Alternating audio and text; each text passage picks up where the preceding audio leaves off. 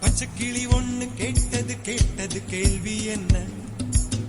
என் கண்ணு ரொம்ப அழகா, என் வெக்க ரொம்ப அழகா. இந்த கேள்வி என கேட்ட என்ன நான் பாடுவேன்.